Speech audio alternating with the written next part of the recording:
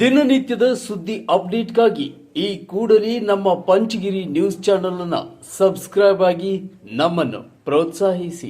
ಕೂಡ ಯಾರು ಹೋಗಕ್ಕಾಗಲ್ಲ ಆ ಥರ ಹೇಳ್ತಾರೆ.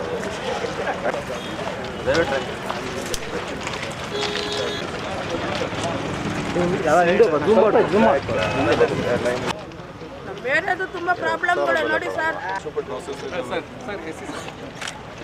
In this residential locality, how many houses you have point?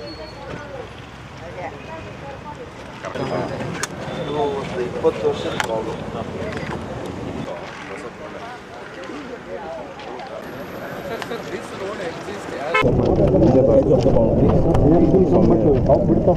ಇದು ಇವಾಗ ರಾಷ್ಟ್ರೀಯ ಹೆದ್ದಾರಿ ಮಧುಗಿರಿಯಿಂದ ಏನಿವತ್ತು ಸುಮಾರು ಆಂಧ್ರ ಇಲ್ಲಿ ನಮ್ಮ ರಾಜ್ಯದಲ್ಲಿ ಮುಳುಬಾಗಲ್ ತನಕ ನಮ್ಮ ರಾಜ್ಯದಲ್ಲಿ ಇದು ಇನ್ನೂ ಕೂಡ ಮುಂದೆ ಆಂಧ್ರಕ್ಕೂ ಕೂಡ ಹೋಗುತ್ತೆ. ಈ ರಸ್ತೆಗೆ ಸುಮಾರು 330 ಕೋಟಿ ರೂಪಾಯಿ ಒಂದು ಮಧ್ಯದಲ್ಲಿ ಚೈನು ಇರಲಿಲ್ಲ. ಅಂದರೆ ಮಂಚೇನಹಳ್ಳಿಯಿಂದ ಹಿಡಿದು ಇವತ್ತು ಜಿಲ್ಲಾಧಿಕಾರಿಗಳ ಕಚೇರಿವರೆಗೂ ಕೂಡ ಇದರ ವ್ಯಾಪ್ತಿ ಇತ್ತು. ಇದಕ್ಕೆ 330 ಕೋಟಿ ರೂಪಾಯಿಯಷ್ಟು ಮಂಜೂರಾಗಿತ್ತು ಕೇಂದ್ರ ಸರ್ಕಾರ. ನಾವು ಹಿಂದೆ ಮಾನ್ಯ ಗಡ್ಕರಿ ಅವರು ಮಾಡಿಕೊಟ್ಟಿದ್ರು.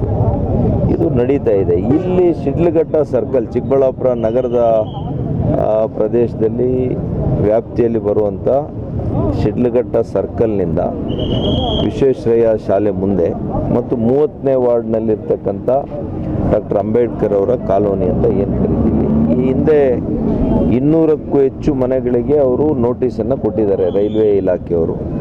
ಇದು ಒತ್ತುವರಿ ಆಗಿದೆ, ನಾವು ನಮ್ಮ ಜಾಗದಲ್ಲಿದ್ದೀರಿ, ನೀವೆಲ್ಲ ಕೂಡ ಬಿಡಬೇಕು ಅಂತೇಳಿ ಅವರು ನೋಟಿಸನ್ನು ಕೊಟ್ಟಿದ್ದಾರೆ. ಭಾಳ ವರ್ಷಗಳಿಂದ ಇದು ನಡೀತಾ ಇದೆ. ಅವ್ರನ್ನ ಸ್ಥಳಾಂತರಿಸಬೇಕು ಅನ್ನುವಂಥದ್ದು ಕೂಡ ರೈಲ್ವೆಯವರು ಹೇಳಿದ್ದಾರೆ. ಈಗ ರಸ್ತೆ ಕೂಡ ರೈಲ್ವೆ ಇಲಾಖೆ ಮತ್ತು ಸಾರಿಗೆ, ರಸ್ತೆ ಸಾರಿಗೆ ಮಧ್ಯೆ ಇವತ್ತು ಇಲ್ಲಿ ಅಧಿಕಾರಿಗಳ, ವಿಶೇಷವಾಗಿ ನಮ್ಮ ಜಿಲ್ಲಾಧಿಕಾರಿಗಳ ನೇತೃತ್ವದಲ್ಲಿ ಎರಡೂ ಇಲಾಖೆಯ ಹಿರಿಯ ಅಧಿಕಾರಿಗಳನ್ನು ಇಲ್ಲಿ ಸ್ಥಳ ವೀಕ್ಷಣೆಗೆ ನಮ್ಮ ನಗರಸಭಾ ಅಧ್ಯಕ್ಷರು ಮತ್ತು ಎಲ್ಲ ನಮ್ಮ ಸದಸ್ಯರುಗಳು ಕೂಡ ಬಂದು ರೈಲ್ವೆ ಇಲಾಖೆಯವರು, ರಸ್ತೆ ಇಲಾಖೆಯವರು ಮತ್ತು ನಮ್ಮ ಕಂದಾಯ ಇಲಾಖೆಯವರು ಇಷ್ಟು ಇಲಾಖೆಗಳು ಸೇರ್ಕೊಂಡು ಇದನ್ನು ಯಾವ ರೀತಿ ಬಗೆಹರಿಸಬೇಕು, ಇದರ ಸಮಸ್ಯೆ. ರಸ್ತೆಯೂ ಕೂಡ ಸುಗಮವಾಗಿ ಇಲ್ಲಿ ನಿರ್ಮಾಣ ಆಗಬೇಕು. ಇನ್ನೂ ಕೂಡ ರೈಲ್ವೆ ಟ್ರ್ಯಾಕು ಇನ್ನೂ 2 ಟ್ರ್ಯಾಕು ಅಡಿಷ್ನಲ್ ಆಗಿ ಬರ್ತಾ ಇದೆ. ಒಂದು ದೇವನಹಳ್ಳಿಯಿಂದ ಬಂಗಾರಪೇಟೆಗೆ ಹೋಗುವಂಥದ್ದು, ಇನ್ನೊಂದು ರೈಲ್ವೆ ಟರ್ಮಿನಲ್ ಅಂತೇಳಿ ನಿಮಗೆ ಗೊತ್ತಿರ್ಬೋದು, ಆವತಿ ವಿಲೇಜ್ ಹತ್ರ ಬರುವಂಥದ್ದಕ್ಕೆ ಪ್ರಸ್ತಾವನೆ ಆಗಿದೆ. ಆ ಒಂದು ಟ್ರ್ಯಾಕ್ ಕೂಡ ಬರುತ್ತೆ. ಮುಂದೆ 2 ಟ್ರ್ಯಾಕ್ ಬರುತ್ತೆ ಇಲ್ಲಿ. ಸೊ ಆ 2 ಟ್ರ್ಯಾಕ್ಗೂ ಜಾಗ ಬೇಕು. ಮತ್ತು ಈಗ ರಾಷ್ಟ್ರೀಯ ಹೆದ್ದಾರಿ ಏನು ನಿರ್ಮಾಣ ಆಗ್ತಾ ಇದೆ ಇದಕ್ಕೂ ಕೂಡ ಬೇಕಾಗ್ತದೆ. ಇಲ್ಲಿರ್ತಕ್ಕಂಥ ಸ್ಥಳ ನೋಡಿದಾಗ ಸಾಕಾಗಲ್ಲ, ಅದಕ್ಕೆ ಅಡಿಷ್ನಲ್ ಆಗಿ ಅಕ್ವಿಸಿಷನ್ ಮಾಡಬೇಕಾಗ್ತದೆ. ಖಾಸಗಿ ಜಮೀನು ಇವಾಗೇನು ನಾವು ನಿಂತಿದ್ದೀವಿ ಶಿಡ್ಲಘಟ್ಟ ರಸ್ತೆಯಲ್ಲಿ, ಎಡಗಡೆಗೆ ಎಡ ಬದಿಯಲ್ಲಿ ಬರ್ತಕ್ಕಂಥ ಖಾಸಗಿ ಜಮೀನನ್ನೇ ನಾವು ಇವಾಗ ಅದನ್ನು ಅಕ್ವಿಸಿಷನ್ ಮಾಡಬೇಕಾಗ್ತದೆ.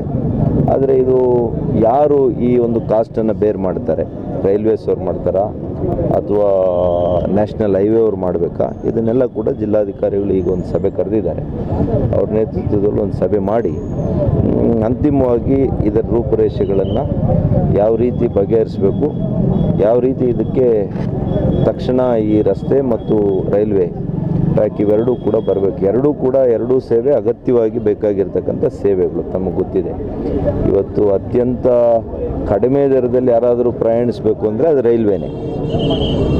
ಬಡವರ ಕಾರ್ ಅಂದರೆ ರೈಲ್ವೆನೇ. ಹಾಗಾಗಿ ಬಡವರ ಸಾರಿಗೆ ಅಂದರೆ ರೈಲ್ವೆ. ಹಾಗಾಗಿ ರೈಲ್ವೆನೂ ಬೇಕು. ಇವತ್ತು ರೈತರು ಸಾಗಿಸಬೇಕು, ಅವರ ಒಂದು ಬೆಳೆದಿರ್ತಕ್ಕಂಥ ಎಲ್ಲ ಬೆಳೆಗಳನ್ನು ಇದು ಮಾಡಬೇಕು ಅಂದರೆ ರಾಷ್ಟ್ರೀಯ ಹೆದ್ದಾರಿನೂ ಬೇಕಾಗ್ತದೆ. ಹಾಗಾಗಿ ಇವೆರಡರನ್ನೂ ಕೂಡ ಯಾವ ರೀತಿಯಲ್ಲಿ ನಾವು ಬಗೆಹರಿಸಿ, ಇದು 15-20 ವರ್ಷಗಳ ಸಮಸ್ಯೆ ಇದೆ, ಇದನ್ನು ಬಗೆಹರಿಸಬೇಕು ಅಂತೇಳಿ ನಾವು ಒಂದು ದೃಢ ಸಂಕಲ್ಪವನ್ನು ಮಾಡಿ ಇವತ್ತು ಈ ಒಂದು ಸ್ಥಳ ವೀಕ್ಷಣೆ ಮತ್ತು ಸಭೆಯನ್ನು ಮಾಡಲಿಕ್ಕೆ ಯೋಜನೆಯನ್ನು ಮಾಡಿದ್ದೀವಿ. ಅಮಿತ್ ಶಾ